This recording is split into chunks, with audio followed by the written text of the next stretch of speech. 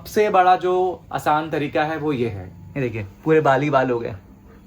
आपको कभी डॉगी को मीठा नहीं खिलाना चाहिए। मैं एक टेक्निक यूज करता हूँ। तो हम करते क्या है, ताकि इनका कोट अच्छा रहे, शाइनी रहे, हम शेडिंग के बाद बच्चों का कलर भी चेंज होता है। 3 गलतियां जो आप अक्सर अपने हस्की के साथ कर देते हैं।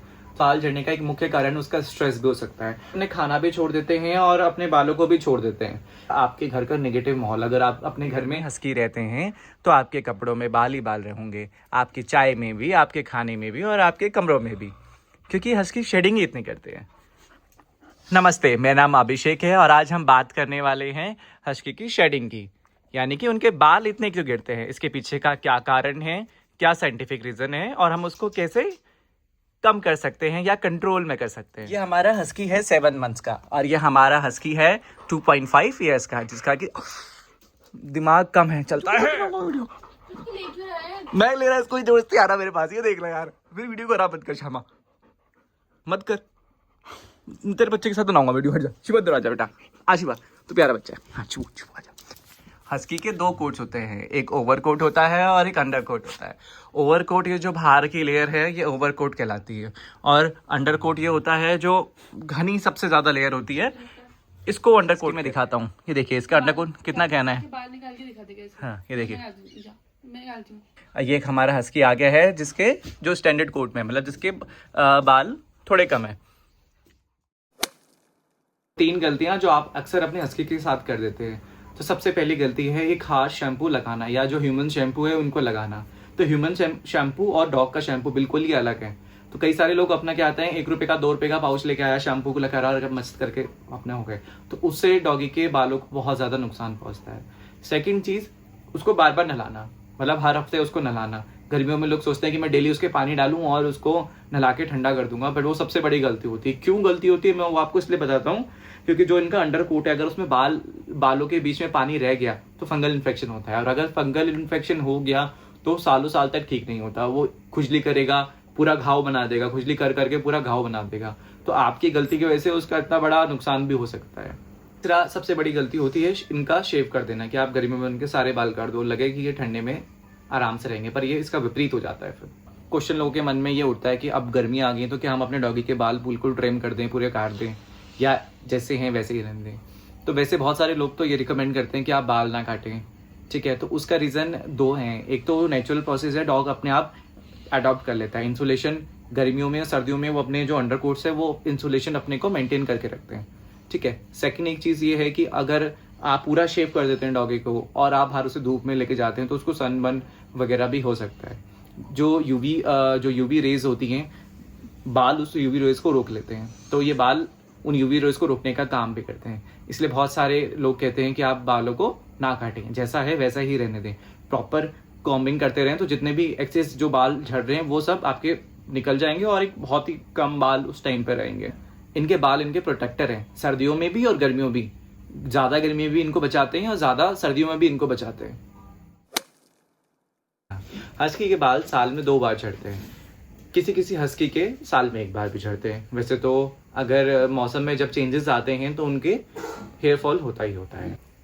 तो हस्की के बाल साल में 2 बार शेड करते हैं, या एक बहुत ही नेचुरल प्रोसेस है, क्योंकि जब मौसम में चेंजेस आते हैं तो उनके बाल शेड करने शुरू हो जाते हैं। यानी कि जब गर्मी आती है तो ऑटोमेटिकली अपने बाल वो कम कर लेते हैं, और जब सर्दियाँ आती हैं तो ऑटोमेटिकली अपने बाल को, अंडरकोट को थोड़ा घना कर लेते हैं।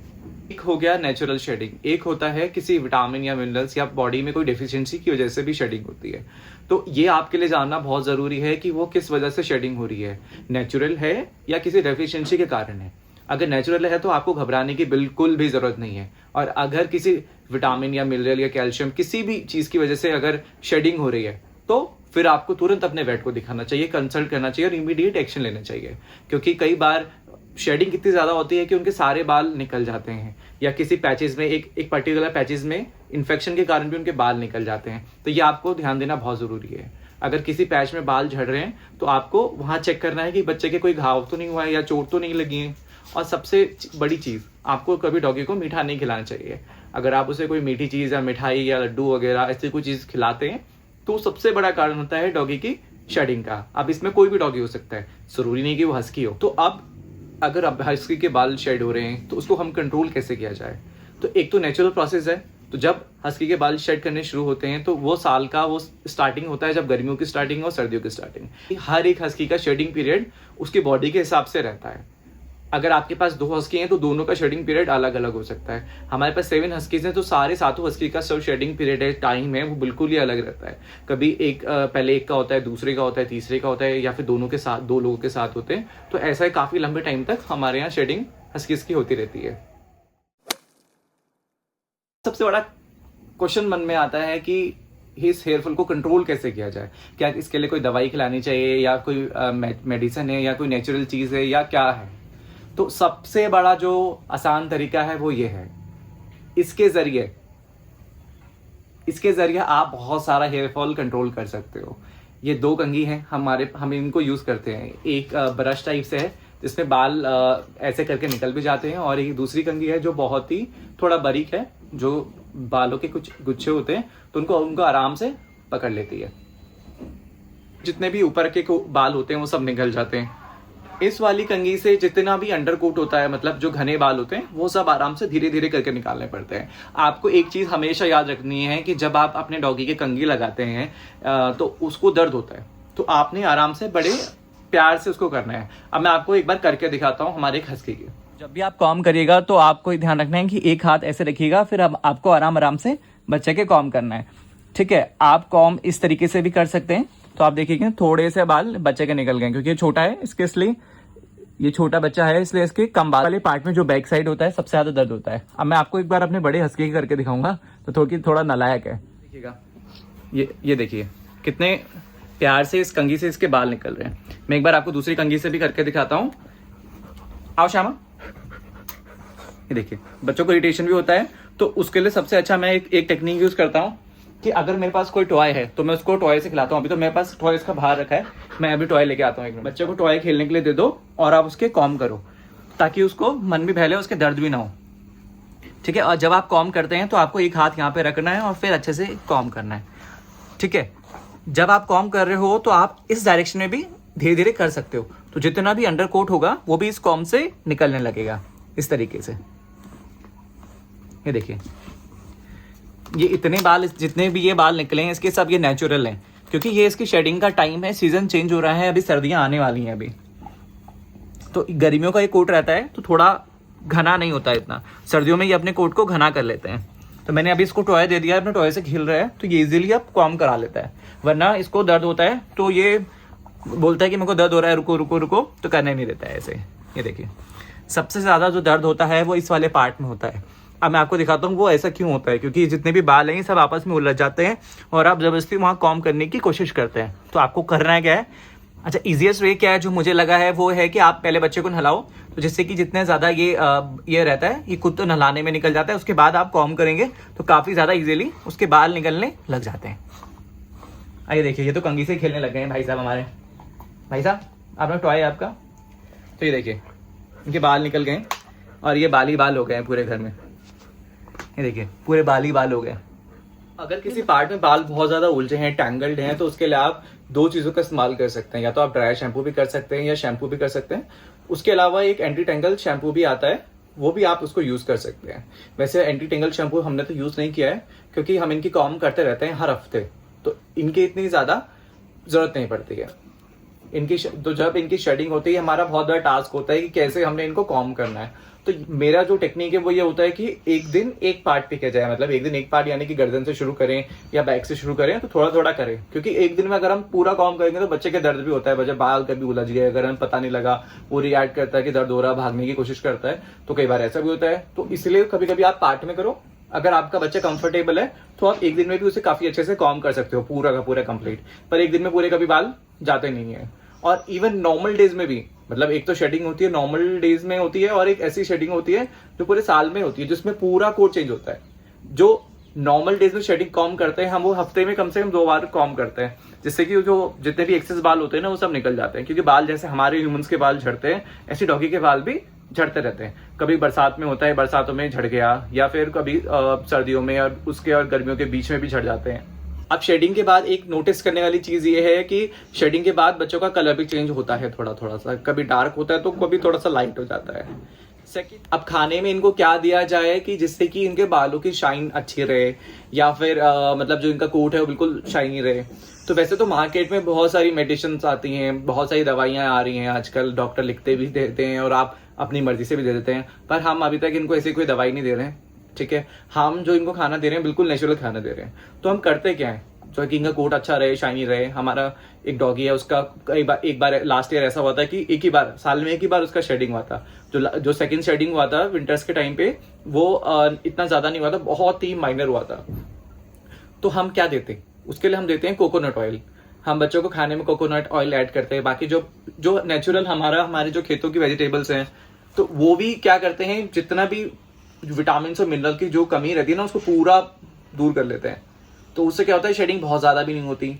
हम कोकोनट ऑयल देते हैं, हम उनकी बॉडी पे भी लगाते हैं और उनको खाने में भी देते हैं, साथ में हम उनको घी भी देते हैं कभी कभी। तो ये कुछ ऐसी बेसिक चीजें हैं जो हम अपने डॉगी के साथ फॉलो करते हैं। एंड सेकेंड चीज, एक मैं चीज सबसे ज्यादा इंपॉर्टेंट मानता हूँ कि जो हमारे या कोई भी डॉगीज है, मतलब नेचुरली काफी ज्यादा अपने को बैलेंस कर लेते हैं। इवन जब बच्चों की प्रेगनेंसी हुई थी तो हमें लगा था हम कैसे करेंगे, वो ऑटोमेटिक खुद हो गया। जब इनके बाल शेड होते हैं तो ये अपने आप को खाने में भी उस हिसाब से ढाल लेते हैं, या टेम्परेचर में भी उस हिसाब से ढाल लेते हैं।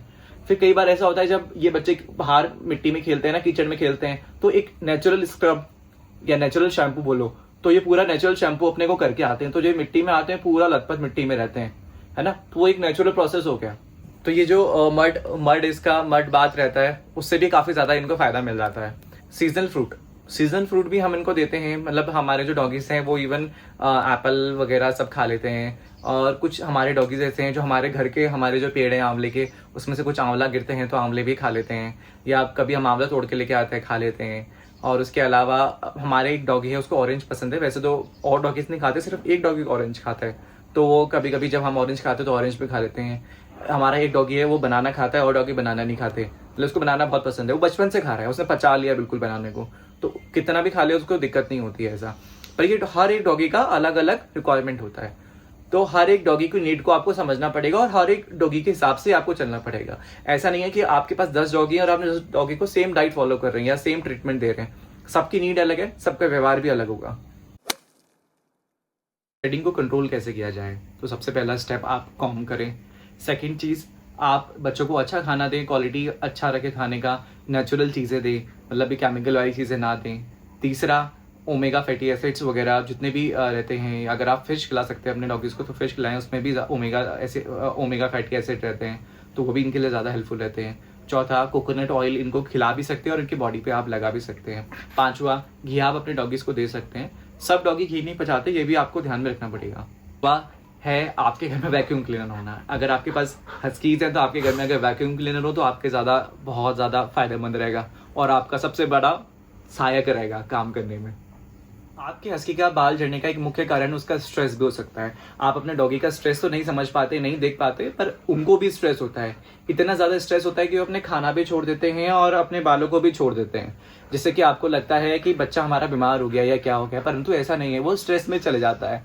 अच्छा, इसके स्ट्रेस में आने के भी 2-3 कारण हो सकते हैं। पहला कारण तो क्या आपके घर का नेगेटिव माहौल, अगर आप अपने घर में लड़ाई झगड़ा करते हैं या ऐसी बहुत ज़्यादा ऊंची आवाज़ में बात करते हैं ना, तो बच्चों को भी इम्पैक्ट जाता है, क्योंकि इनके कान इतने ज़्यादा और सेंसेस इतने ज़्यादा स्ट्रांग होते हैं ना कि बच्चे सब समझ जाते हैं। दूसरा, या तो बच्चा अगर घर में ही रहता है, मतलब एक मतलब चेंज, कई सारे मैंने लोगों को देखा है जो अपने डॉगीज को हमेशा बांध के रखते हैं, तो ऐसे में भी डॉगीज को बहुत ज्यादा स्ट्रेस होता है। तीसरा है कि अगर आप अपने डॉगी को अपने प्ले टाइम नहीं दे रहे हैं तब भी उनको स्ट्रेस होता है। तो स्ट्रेस भी एक बहुत बड़ा कारण है डॉगीज के बाल के झड़ने का। और इसमें सिर्फ स्पेसिफिकली हस्की नहीं है, बहुत सारे डॉगीज हैं, बहुत सारे डॉगीज स्ट्रेस ले लेते हैं, मतलब वो क्योंकि वो भावनाएं समझ जाते हैं ना, तो आपके अंदर क्या चल रहा है तो वो जानकर भी वो अपने बाल को छोड़ना शुरू कर देते हैं स्ट्रेस के कारण। या तो बच्चा अगर घर में ही रहता है, मतलब मतलब चेंज, कई सारे मैंने लोगों को देखा है जो अपने डॉगीज को हमेशा बांध के रखते हैं, तो ऐसे में भी डॉगीज को बहुत ज्यादा स्ट्रेस होता है। तीसरा है कि अगर आप अपने डॉगी को अपने प्ले टाइम नहीं दे रहे हैं तब भी उनको स्ट्रेस होता है। तो स्ट्रेस भी एक बहुत बड़ा कारण है डॉगीज के बाल के झड़ने का। और इसमें सिर्फ स्पेसिफिकली हस्की नहीं है, बहुत सारे डॉगीज हैं, बहुत सारे डॉगीज स्ट्रेस ले लेते हैं, मतलब वो क्योंकि वो भावनाएं समझ जाते हैं ना, तो आपके अंदर क्या चल रहा है तो वो जानकर भी वो अपने बाल को छोड़ना शुरू कर देते हैं स्ट्रेस के कारण। आपके बाल झड़ते हैं ना स्ट्रेस के कारण, वैसे ही इनके बाल भी झड़ते हैं स्ट्रेस के कारण। कई बार जब स्ट्रेस वो बहुत ज़्यादा पीक हो जाता है ना, तो डॉगी डिप्रेशन में चले जाता है, इतना डिप्रेशन में चले जाता है कि वो मतलब बहुत ज़्यादा मतलब एग्रेसिव भी होने लग जाता है, साथ में खाना भी छोड़ देता है, मैक्सिमम टाइम बीमार रहने लग जाता है और आप समझ नहीं पाते हैं। वो बाहर भी नहीं जाता है, वॉक करने भी नहीं जाता है, अपने फेवरेट गेम भी नहीं खेलता है। ये देखिए जैसे ही खेल रहा है, ये ऐसे भी नहीं खेलता है। देखिए अच्छा, एक चीज़ मैं आपको, अगर जूम करेंगे आप, तो एक चीज़ मैं आपको दिखाऊंगा। लग रहा है कि मुझे काट रहा है, पर हस्की को पता है कि खेलते टाइम मैंने कितना उसको करना है। अब इसमें भी एक चीज़ करने वाली है, अगर ये आपका हाथ काट रहा है, ठीक है, आपको दर्द हो रहा है, आप बोलिए नहीं नहीं श्यामा जोर से, ताकि उसको पता लगे कि ये गलत है। तो ये भी आपको उसको समझाना ज़रूरी है। एंड में सबसे इंपॉर्टेंट चीज़ तो आप समझ गए होंगे कि एक हेल्दी स्किन, एक हेल्दी फर आपके डेली रूटीन से ही आ सकता है। और सबसे बड़ी चीज़, अगर आप अपने डॉगी को अपना पेट नहीं ना, अपना बच्चे की तरह ट्रीट करेंगे, तो वो उसकी केयर का एक सबसे इंपॉर्टेंट पार्ट रहेगा। क्योंकि जब आप उसको अपने बच्चे की तरह ट्रीट करेंगे ना, तो आपको पता लगेगा कहाँ उसकी दिक्कत हो रही है, कहाँ वो क्या फील कर रहा है, क्या उसको खाना चाहिए। तो इसीलिए ये आपके लिए बहुत ज़्यादा ज़रूरी है कि आप उसको अपने बच्चे की तरह ही ट्रीट करें।